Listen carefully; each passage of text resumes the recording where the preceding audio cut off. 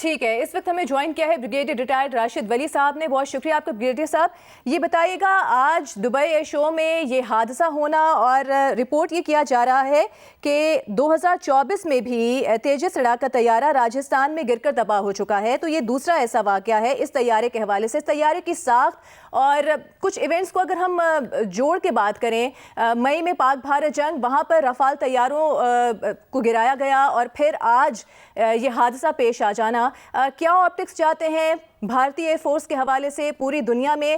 اور کہا یہ بھی گیا تھا ہمارے پائلٹس کی جانب سے طیارہ جتنا اچھا ہو، جتنا مرضی اچھا ہو، پائلٹ کی مہارت بہت معنی رکھتی ہے. جی ہاں بالکل، یہ تو ویرٹی ہے کہ مہارت بھی معنی رکھتی ہے، اور طیارے کی جو اپنی ایک صلاحیت ہے اور اس کی ٹیکنیکل ساخت ہے وہ بھی بہت میٹر کرتی ہے.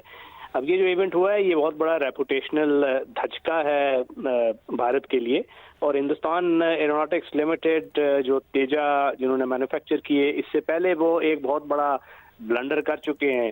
FCA ایک ایئر کرافٹ تھا جو ڈیلیور نہیں کر پائے 20 سال کی محنت کے باوجود.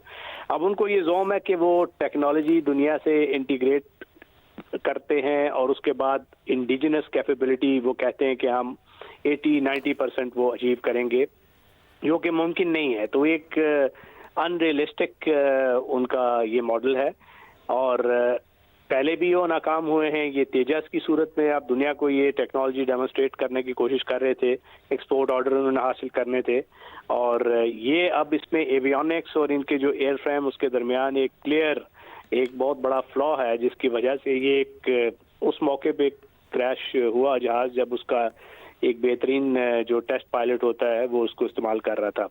تو اس پہ جو ان کی مینوفیکچرنگ جو ماڈل ہے، ان کا جو بیوروکریسی ہے ڈیفنس جو اس کو اوور سائٹ کرتی ہے، وہ بڑا فلاڈ ماڈل ہے، کیونکہ اس میں بہت سی رکاوٹیں وہ ڈالتے ہیں، کرپشن بہت ہے، ککس بیکس کا ایک کلچر ہے جس میں ان کی ٹاپ لیڈرشپ بھی بھارت کی ماضی میں ملوث رہی ہے.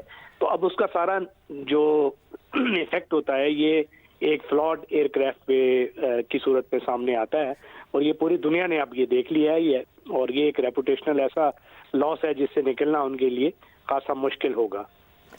تو آپ کو لگتا ہے کہ کوئی اوور کانفیڈنس بھی تھا؟ کیونکہ اس طرح کے ایئر شوز میں تو بہترین پائلٹ اور بہترین جیٹس جو ہیں ان کا مظاہرہ کیا جاتا ہے. اوور لک کر گئے بہت ساری چیزوں کو اس معاملے میں، یا جس طرح بھی آپ نے ذکر کیا ہے کہ سنس ہندوستان ایروناٹکس لمیٹڈ سے مینوفیکچر کیا جاتا ہے یہ طیارہ، اس معاملے میں بھی کوئی کرپشن یا کک بیکس والے معاملات ہیں؟